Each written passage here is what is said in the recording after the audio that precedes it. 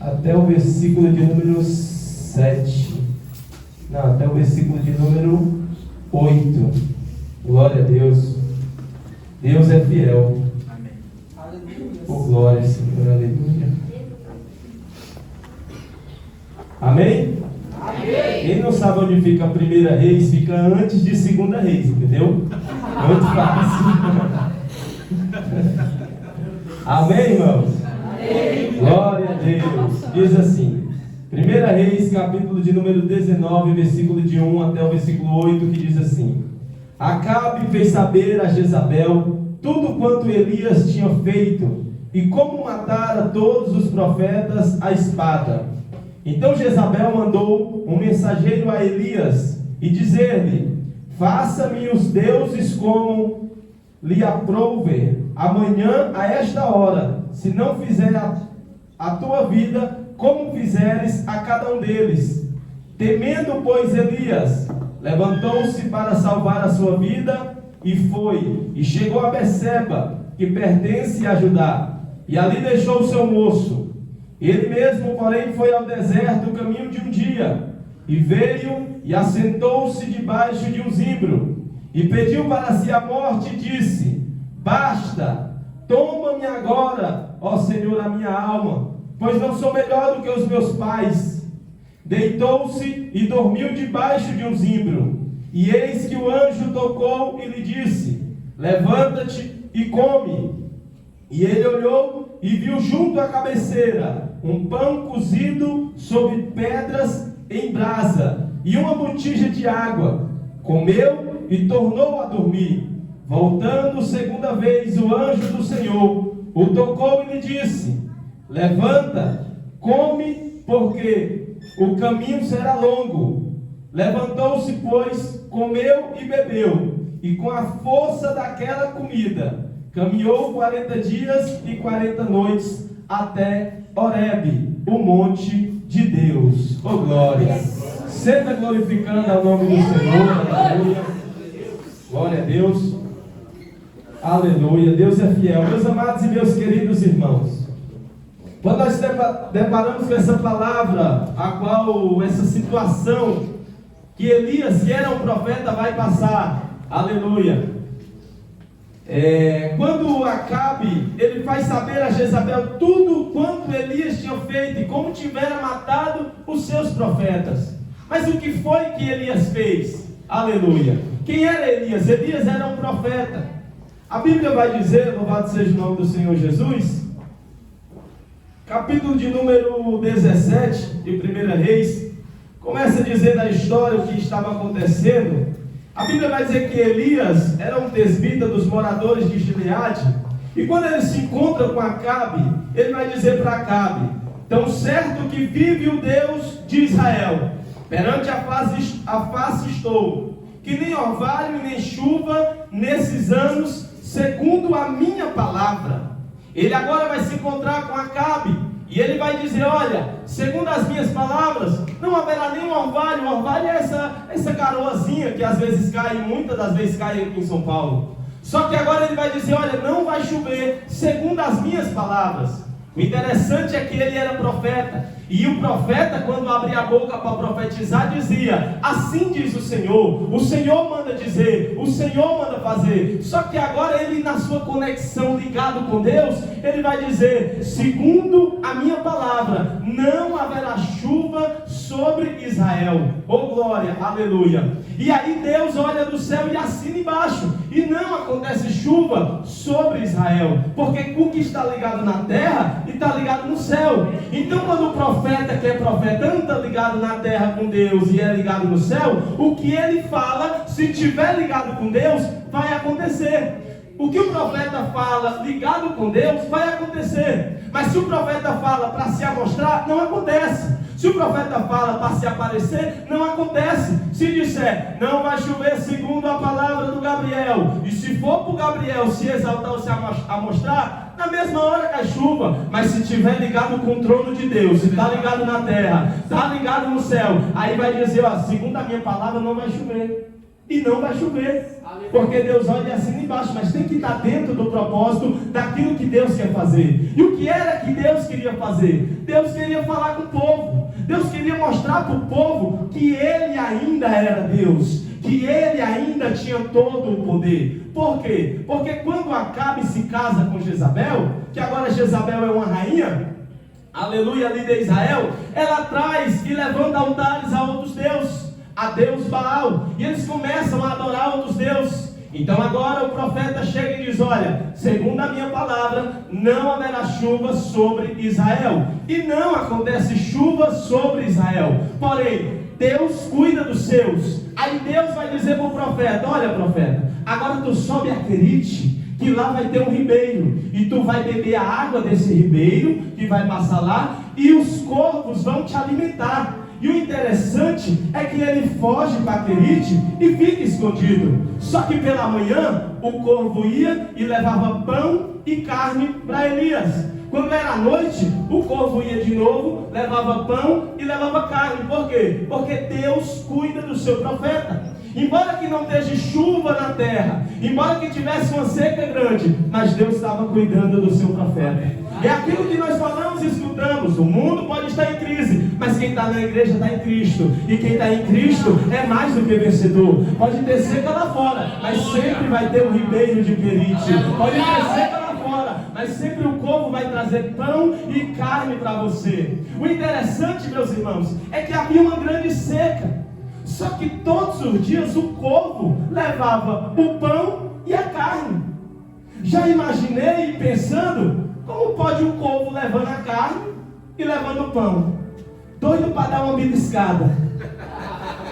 Mas não podia, porque era do profeta. Aquilo que é do profeta. Oh glória! Se você não entendeu ainda, aquilo que é para você, é para você. Vai chegar, vai só olhar, vai querer até tocar, mas não vai poder, porque Deus mandou para o profeta. E a Bíblia vai dizer que agora, todos os dias, Deus mandava ali, através dos corvos, usando os corvos, pão e carne para o profeta. E ele vai se alimentando daquilo que Deus vai mandando. Até que um dia o ribeiro seca.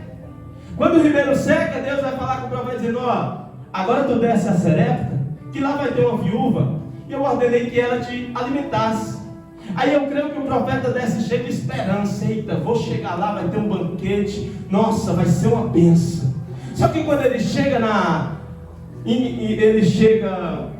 glória a Deus, em Serepta, ele olha e vê uma mulher catando lenha, catando lá umas coisas para fazer um fogo.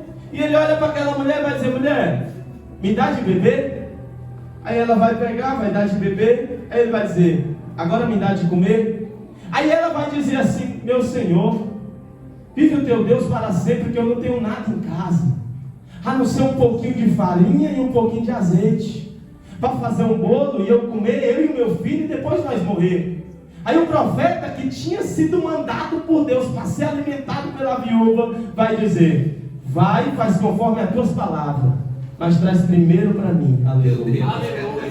E ela vai, aleluia, e ela faz conforme o profeta falou. Aquele pouquinho de azeite, aquele pouquinho de farinha, ela faz um bolo e ela traz primeiro para o profeta.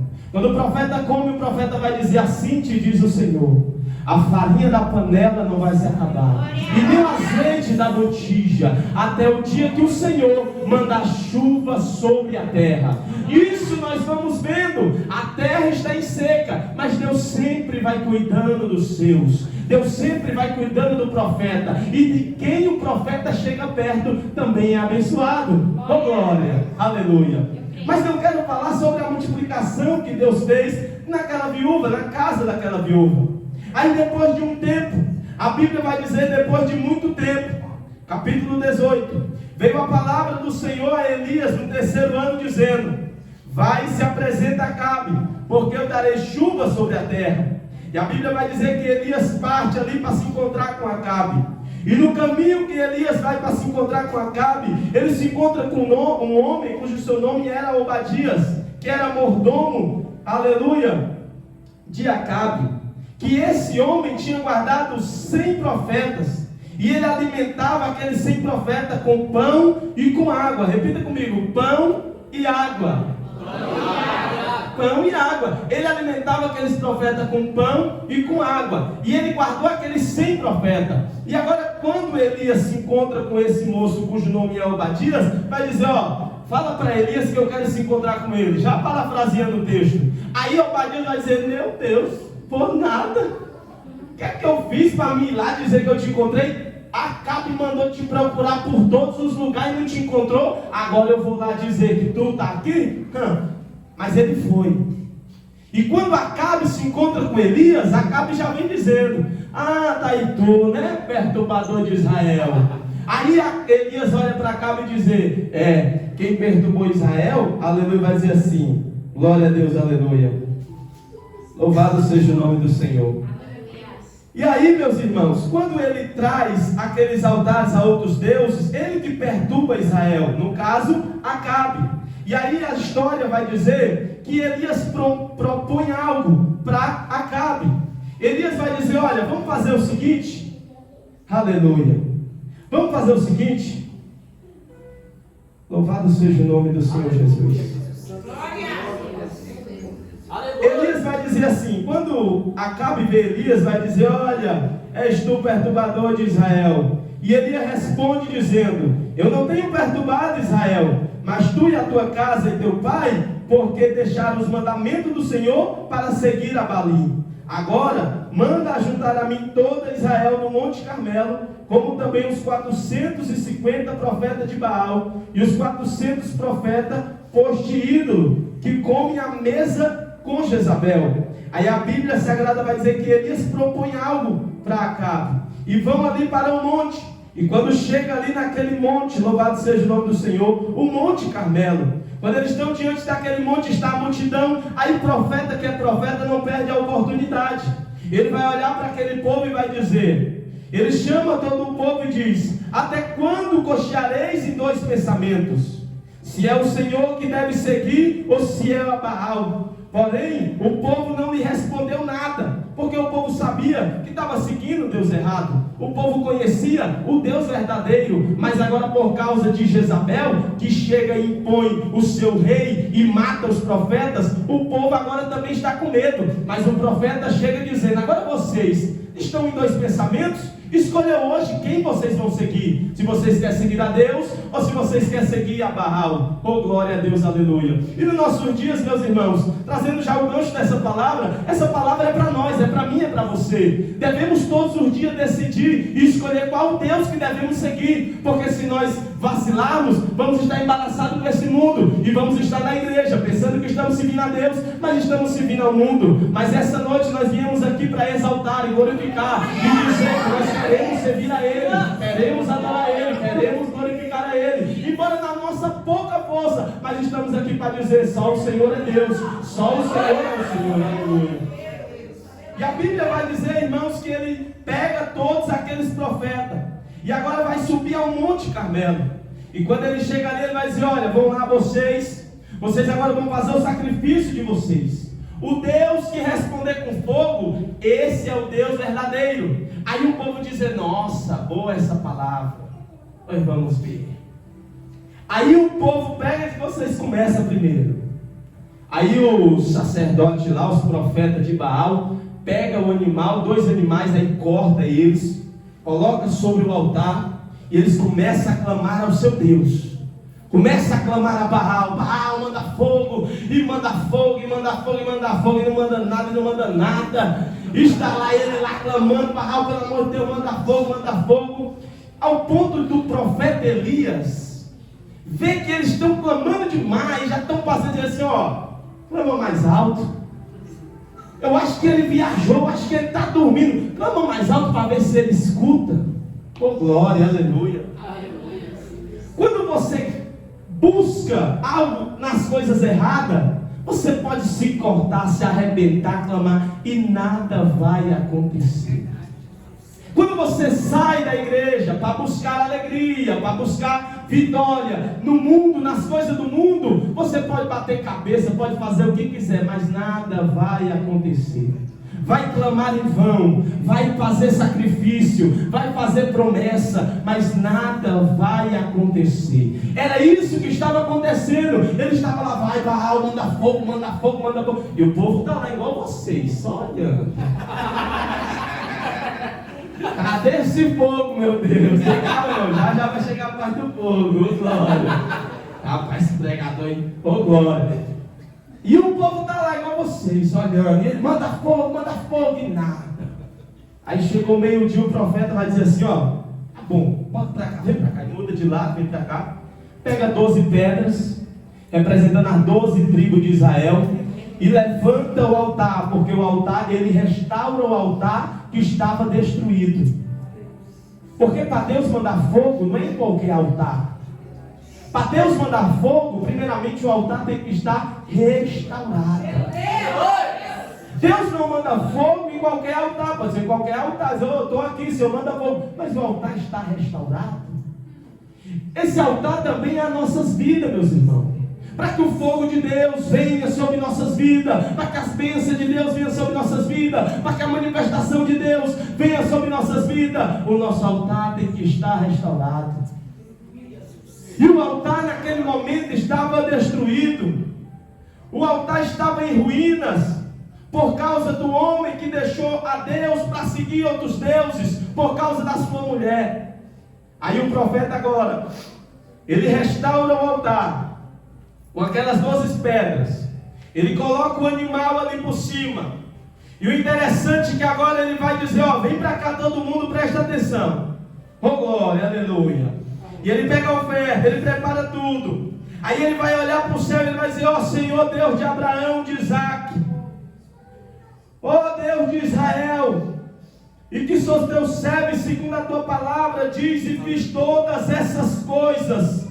Responde-me para que hoje o Senhor, o povo saiba que tu é Deus, e fizeste retroceder o coração deles. Então caiu fogo do Senhor e consumiu o holocausto, as pedras e a terra, e lambeu a água, e estava no rego. Aleluia, louvado seja o nome do Senhor. Além dele restaurar o altar, além dele botar o sacrifício, ele ainda jogou água, meus irmãos. E quando o fogo de Deus veio, consumiu todo aquele holocausto, consumiu todo aquele sacrifício. Mas o que é interessante é que quando ele vai profetizar dizendo, não vai chover segundo as minhas palavras, Deus olha e faz. Mas quando ele vai dizer, Senhor manda fogo, ele não diz, Senhor manda fogo porque eu estou mandando, não. Senhor manda fogo porque eu quero mostrar para o povo, não. Ele vai dizer, Senhor mostra que tu é Deus com fogo, e manda fogo, e manda fogo. Aí é diferente a oração do profeta. O profeta prepara a situação para que Deus venha a ser exaltado. A oração é diferente, aleluia. Ele vai orar dizendo, Senhor, mostra que tu é Deus, e que eu estou na tua face, e que fiz todas essas coisas por ti, aleluia. É interessante demais, pastor, que ele diz, ó, segundo a minha palavra, não vai ter chuva. Mas quando ele pede para Deus mostrar para o povo, ele diz, Senhor, mostra aí que o Senhor é Deus. E Deus vai e responde com fogo. Aí todos se curvam e diz, só o Senhor é Deus, só o Senhor é Deus, só o Senhor é Deus. E agora o nome do Senhor é exaltado para a honra e para a glória do Senhor.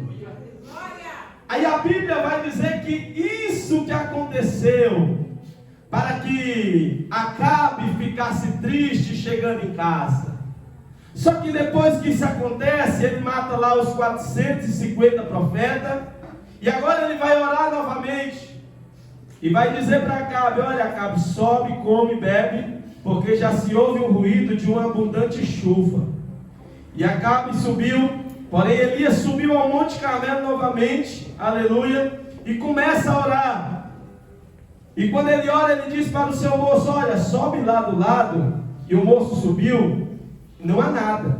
Então Elias disse, volta, e vai dar por 7 vezes. Aí ele vai a primeira vez, não tem nada, a segunda, a terceira. Na 7ª vez, ele volta dizendo, eita profeta, agora eu vi algo. Uma nuvem do tamanho da mão de um homem. Aí o profeta vai dizer: pois vamos, porque vai vir uma grande chuva. Eu quero abrir um parêntese sobre essas coisas pequenas que Deus faz, coisas grandes. Quando Ele pega aquela nuvem pequena do tamanho da mão de um homem, Ele traz uma abundante chuva, uma grande chuva. É porque Deus, irmão, a matemática de Deus é diferente da nossa. A nossa é que as coisas grandes faz coisas grandes. A de Deus, Ele pega as pequenas e faz coisas grandes.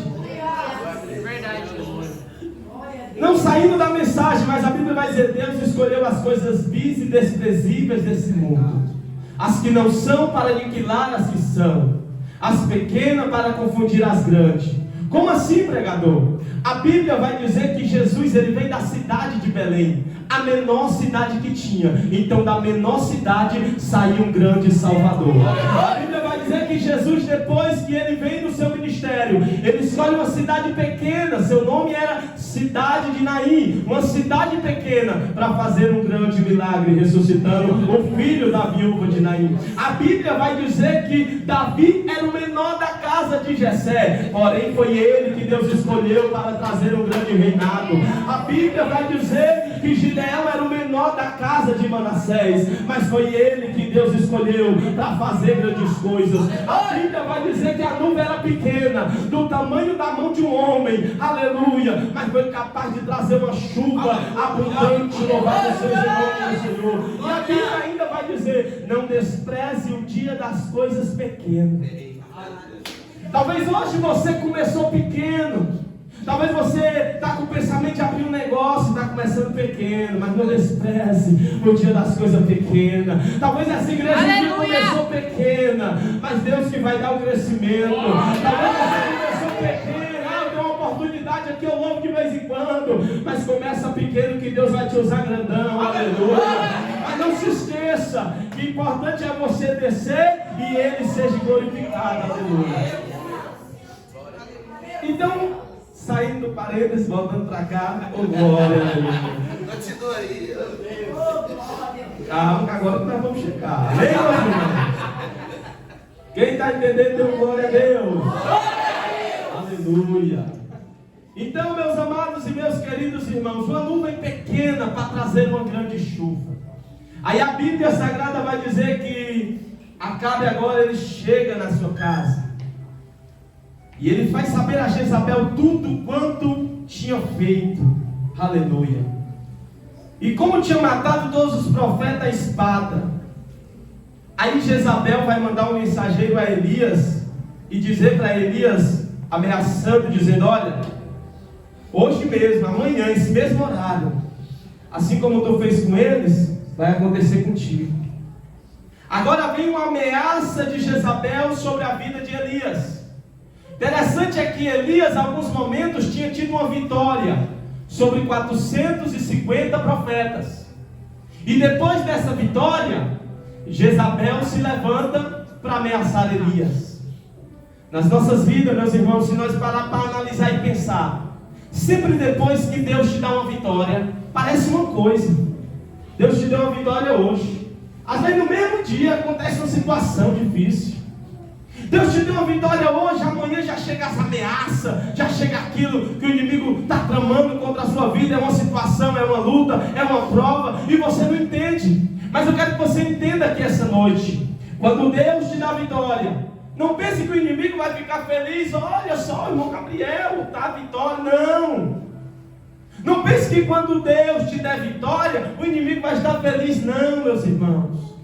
Quando Deus te der vitória, o inimigo sempre vai querer se levantar para te afrontar, para te entristecer. Quer ver um exemplo?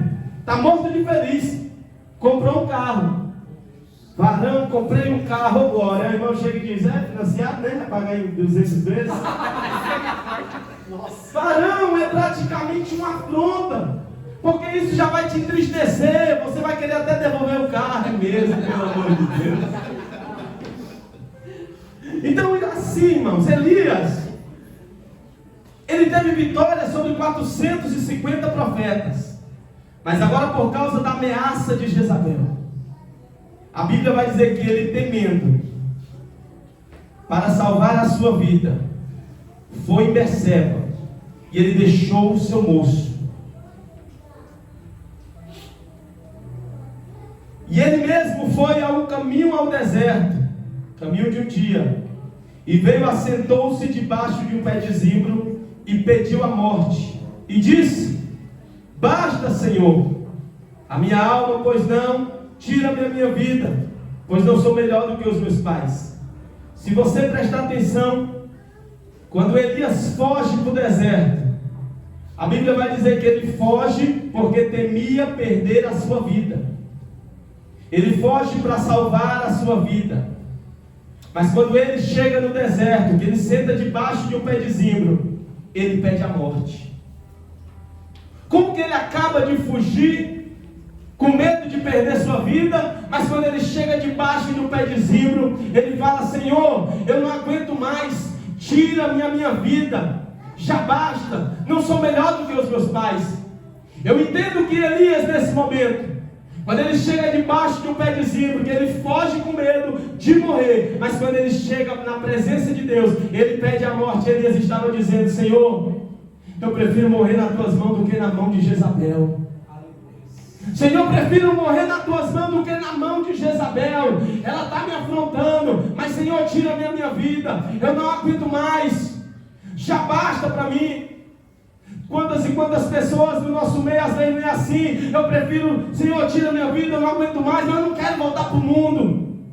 É a mesma coisa praticamente que Elias estava querendo dizer: tira-me a minha vida, Senhor, eu não quero que Jezabel prevaleça sobre mim, eu não quero que Jezabel me mate, mas se o Senhor tirar a minha vida, aleluia.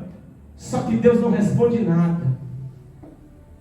Quando Elias vai no deserto, meus amados e meus queridos irmãos, Deus está preparando o ambiente para falar com Elias. Porque quando Elias chega em Berseba, ele deixa o seu moço na onipotência, onisciência e onipresença de Deus. Com certeza Deus já estava contemplando os pensamentos de Elias. Com certeza Deus já sabia que Elias estava aflito, preocupado e com medo. E no deserto é deserto. Deserto é uma árvore aqui, outra lá em Jandira. Não tem muita árvore não, irmãos. Aí ele vai andando pelo deserto, não fala nada, ele vai andando pelo deserto, mas Deus já está contemplando a luta que ele está passando. Aí ele está lá andando pelo deserto, aí Deus já está preparando um ambiente para falar com o profeta. Porque com certeza ele, no meio daquela situação, naquele deserto, ele vê um zimbro, ele vê de longe. Eu creio que ele vê de longe e disse: vai ser ali que eu vou sentar. Só que aquele zimbro, eu creio que já era Deus preparando um ambiente para falar com o profeta naquele deserto. Aí quando o profeta chega e senta debaixo do pé de zimbro, aí ele faz a oração dizendo, né: Senhor, tira a minha vida, eu não sou melhor do que os meus pais, eu não aguento mais, já basta. Deus não fala nada. E a Bíblia vai dizer que o profeta deita e dorme. O interessante que eu estava meditando com a minha esposa, é muito interessante isso. Quando uma pessoa está decidida a algo, irmão, naquele momento pode chegar lá e falar: ei, irmão, não é assim não, eu vou porque eu quero, é assim mesmo. Ela não muda. Deus sabia que se ele falasse com o profeta naquele momento, o profeta ia dizer: não, mas eu não aguento mais mesmo não. Deus fica calado. Deus está preparando a situação, Deus está preparando o ambiente para falar com o profeta. Aí o profeta chega debaixo do pé de zimbro, aí ele descansa. Quando ele dorme, ele acorda novamente. Aí quando ele se acorda, a Bíblia vai dizer que o anjo desperta ele dizendo: levanta, come este pão. Aí a Bíblia vai dizer que quando ele se levanta, ele olha na cabeceira, tinha um pão cozido sobre brasas e água numa botija. Eu creio que naquele momento, não sei se vocês já escutaram isso, eu creio que naquele momento que Elias desperta a primeira vez, que ele olha aquele pão cozido com aquelas brasas, ele lembra do momento que ele está lá naquele Monte Carmelo, que Deus respondeu com fogo. Eu creio que naquele momento ele olha e diz: meu Deus, o Senhor está comigo. Ele não fala mais nada, mas ele come, sabendo que Deus está com ele, mas ele volta a dormir novamente. O interessante é que muitas das vezes nós estamos nessa situação do profeta. Andamos pelo deserto, encontramos um abrigo e ficamos no abrigo. Aí o anjo vem e traz uma vitória e nós, opa, tá beleza, aqui tá bom. O pé de zimbro tá bom para mim. Aqui no deserto tá bom, aleluia. Você tá vendo lá, o anjo trouxe o pão, o anjo trouxe água. Aí come e dorme de novo. Mas quando você está no deserto, não é para você ficar debaixo do pé de zimbro. O zimbro não é para você ficar estacionado. O zimbro Deus preparou para falar com você. O primeiro ponto que Deus faz com o profeta: acalma o profeta. Ele vinha lá cheio de pensamento. Quando ele chega, ele dorme, ele descansa. Quando ele se acorda, ele come o pão, ele dorme novamente. Aí a Bíblia vai dizer que o anjo do Senhor, que na referência o anjo do Senhor quer dizer o próprio Senhor, veio e desperta Elias, dizendo: Elias, come esse pão e bebe essa água, porque a caminhada será longa. Primeiro ponto, Deus acalma o profeta. Segundo ponto, Deus alimenta o profeta. Terceiro ponto, Deus dá uma ordem ao profeta. Aí ele come aquele pão, bebe aquela água, e a Bíblia vai dizer que com a força daquele alimento ele anda 40 dias e 40 noites pelo deserto. Aí se nós parar para pensar, meus irmãos, que pão era esse que Elias comeu? Para depois de se alimentar, andou 40 dias e 40 noites no deserto. O interessante é que outra hora ele está lá no ribeiro de Querite, e Deus vai mandar que os corvos o alimentem, pela manhã e pela tarde. Pela manhã o corvo levava pão e carne, pela tarde o corvo levava pão e carne. Quando a água seca, Deus diz: desce, vai para Sarepta. Só que agora Elias faz uma alimentação, come o pão e bebe a água, e consegue caminhar 40 dias e 40 noites naquele deserto. Quando Elias, que os corvos levavam comida para ele comia de noite, ele sentia fome. Era um alimento para Elias. Mas quando o anjo do Senhor lhe dá um pão e lhe dá água, aí ele come, ele se alimenta, e ele tem força para caminhar 40 dias e 40 noites naquele deserto. E que pão era esse que a Bíblia vai dizer? João capítulo 6, versículo 51, na parte A vai dizer: eu sou o pão vivo que desceu do céu, e alguém que comer desse pão viverá eternamente. Era esse pão que Elias estava precisando. Talvez seja desse pão que você esteja precisando na sua vida. É o pão vivo que desceu do céu. É você aceitar Jesus como seu Salvador. Aí você vai ter força para caminhar. Aí você não vai parar no deserto mais não. Aí você vai ter força para seguir a sua caminhada. Ele come o pão, ele bebe a água. Interessante é que uma mulher samaritana, ela tem um encontro com, louvado seja o nome do Senhor Jesus, com Jesus. E nesse encontro que ela tem com Jesus, Jesus pede água. Ela vai dizer: ah, se tu soubesse quem está te pedindo água, dessa água aí tu vai tomar e vai ter sede, mas da água que eu te der, jorrará para a vida eterna. Elias estava cansado, e Deus sabia que o seu alimento que ele precisava era outro. Ele precisava de ânimo, ele precisava de força, ele precisava de um alimento que, quando ele comia lá, que os corvos mandavam pela manhã, de noite ele tinha fome, aí o corvo tinha que levar de novo. Só que quando ele recebe o pão vivo que desce do céu, ele tem força para a sua caminhada.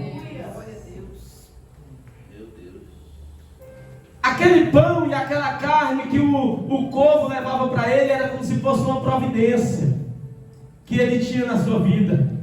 Só que quando eu creio que ele come este pão, que ele anda 40 dias, 40 noites nessa sua caminhada, era aquilo que ele precisava, aquele alimento que ele precisava. E para você que chegou aqui essa noite cansado, assim como o profeta se encontrou um dia, querendo parar, querendo desistir, O pão da vida está nessa noite. Quem tem fome, venha. Quem tem sede, venha. Quem tem fome, venha. Quem tem sede, venha. O que Deus está falando com muitas pessoas aqui, você não está cansada não. Você está precisando se alimentar. Você está querendo parar, você está querendo desistir, mas o que você precisa é se alimentar. E quando Deus vai falar com ele, vai dizer: levanta, come esse pão, bebe essa água. Você não vai morrer nesse deserto, você não vai parar nesse deserto. A caminhada é longa, profeta. Aí o profeta não estava entendendo, mas ele vai. Aí ele chega numa caverna e fica na caverna de novo. Aí Deus fala novamente com o profeta. Aí o interessante é que quando Deus vai falar com o profeta, vem um terremoto. E Deus não estava no meio daquele terremoto. Veio uma tempestade e Deus não estava no meio da tempestade. Veio fogo e Deus não estava no meio do fogo. Porque mesmo assim, Deus ele conhece os seus servos. Naquele momento Elias não precisava do terremoto de Deus. Naquele momento Elias não precisava que fogo descesse, não. Naquele momento Elias não precisava da tempestade, não. De repente veio a brisa suave. E Deus fala com Elias na brisa suave. Deus quer se manifestar para você em terremoto, assim como Ele se manifesta. Mas muitas das vezes você está precisando parar um pouco para ver a brisa suave e falar com você. Porque no terremoto, muitas das vezes você se leva ao barulho, você se leva àquele momento, mas você não acaba percebendo o que Deus tem para falar para você. Mas quando você escuta a brisa suave, aí você entende o que Deus quer falar com você. Aí Deus vai dizer para o profeta: ó profeta, ô glória, então vai agora ungir 3 pessoas. Já estou encerrando, irmãos. E disse o Senhor ao profeta: vai e volta o teu caminho para o deserto de Damasco. Chegando lá, tu unge Azael, rei sobre a Síria. Jeú, filho de Nissim, ungirá, rei sobre Israel. E também Eliseu, filho de Safate, ô glória, ungirá profeta em teu lugar. O interessante, meus amados e meus queridos irmãos, é que quando estamos pensando em parar, pensando em desistir, Deus está contando conosco para alcançar outras pessoas. Você que chegou aqui essa noite dizendo: Senhor, eu não aguento mais, eu estou meio fraco. Mas é você que Deus está contando. Como que Elias vai subir se Eliseu ainda não foi apresentado? Oh glória, aleluia. Aí agora ele vai ungir essas 3 pessoas, meus irmãos. Ele vai levantar Eliseu. E é muito tremendo que ele levanta ali Eliseu. E Eliseu aprende os seus ensinamentos. Eliseu vê ele ascendendo aos céus. Aleluia. Porque na verdade Deus não queria nem que o profeta ele pediu a morte, mas Deus não queria que ele morresse. Deus levou ele para si. Deus lhe arrebatou em vida. E quando Deus usa o profeta para levantar Jeú, lá na frente nós vamos ver em 2, glória a Deus, estou encerrando já, meus irmãos, amém? Pode glorificar o nome do Senhor. Ó, 2 Reis capítulo 9, quando Deus levanta, ele unge lá Jeú naquele momento. Aí quando nós já chegamos em 2 Reis capítulo 9, já tem passado tanta coisa. Elias já tem sido levado. Eliseu já está seguindo a sua chamada. Aí Jeú, no capítulo 9, ele é ungido rei por quem? Por Eliseu. Só que o que é interessante é que talvez Jezabel estava contando vitória. É que talvez Jezabel estava lá: cadê Elias? Sumiu, não apareceu mais, já era Elias. Mesmo assim Jezabel está contando vitória. Só que a Bíblia vai dizer que Jeú, quando ele chega ali na casa de Jazel, e Jezabel soube que ele estava chegando, pintou os seus olhos, enfeitou-se a sua cabeça e olhou pela janela. 2 Reis, capítulo 9, versículo 30. E ao entrar Jeú à porta do palácio, disse ela, quem matou o seu senhor? Levantando-se ele o rosto e disse, quem é comigo? Quem? E 2 ou 3 eunucos olharam para ela. Então ele disse, lançai ela para baixo. E lançando ela embaixo, foram salpicados o seu sangue na parede, e os cavalos de Jeú o atropelou. Entrando ele, havendo comido e bebido, disse, olha, aquela maldita, e sepultai-o, porque é filha de um rei. Foram para sepultar, porém não acharam dela senão a caveira, os pés e as palmas das suas mãos. Então voltaram e fizeram a saber, e disse, essa é a palavra do Senhor, que falou por intermédio de Elias, o tesbita, seu servo, dizendo, no campo de Jezreel, os cães comerão a carne de Jezabel, e o cadáver de Jezabel será como esterco, e sobre o campo de Herdade e Azarel, de maneira que já não dirão, esta é Jezabel. Interessante é que Jezabel teve o seu fim. Aquela que matou muitos profetas, aquela que se levantou contra Elias. Quando Deus levanta Elias dizendo, levanta, a caminhada é longa. Quando Deus vai falar para Elias, Elias, tu vai lá e tu unge um homem que o seu nome é Jeú. Irmãos, a Bíblia vai dizer que a vingança ela vem do Senhor. Tem coisas, não é uma mensagem egocêntrica de quem está mexendo com você, não, é coisa que Deus cuida de você. Amém. Que Deus cuida dos seus profetas. Então aquela mulher fez muito mal, então o seu mal agora é pagado. Então agora Jezabel, ela morre pela mão de quem? Pela mão de Jeú, aquele que Deus tinha levantado através da vida do profeta Elias. Aleluia, louvado seja o nome do Senhor Jesus. Então não precisa você se levantar, não precisa você ir atrás de nada, não. O Senhor, Ele cuida de você, cuida da sua vida. E só para encerrar aqui bem rápido, irmão, Mateus capítulo 17, versículo 3 vai dizer assim: e lhes apareceram Moisés e Elias falando com ele. Moisés e Elias apareceram para falar com quem? Jesus Cristo. Agora no monte das transfigurações, Jesus sobe com alguns de seus discípulos e lhe aparecem Elias e Moisés para conversar com Jesus.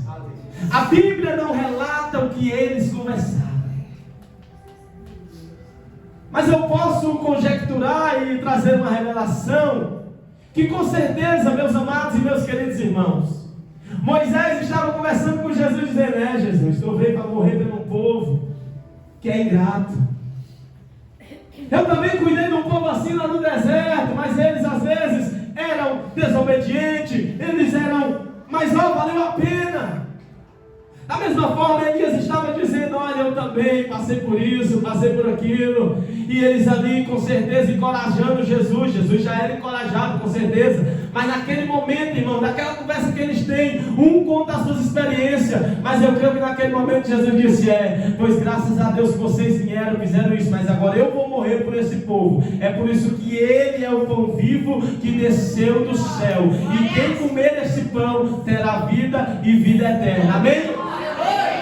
Se levante em nome de Jesus, meu Deus do céu. Amém, meus irmãos? Amém. Todos entenderam a palavra? Amém. Quem não entendeu no final, pergunte para o pastor Fábio, tá? Que ele vai explicar para vocês. Amém, meus irmãos? Vamos fazer uma oração, agradecer a Deus em nome de Jesus. Senhor, nosso Deus e nosso Pai, Deus querido, Deus amado, Senhor, eu já te agradeço, meu Deus, pela tua palavra, Senhor. Deus querido, Deus amado, que a tua igreja, meu Pai, nessa noite possa ter entendido, meu Pai, aquilo, Senhor, que o Senhor quis, Senhor, falar conosco. Deus querido, Deus amado, assim como Elias, meu Pai, ele se levanta, Senhor, ele sai com ânimo, Senhor, ele sai animado, Senhor, naquele momento.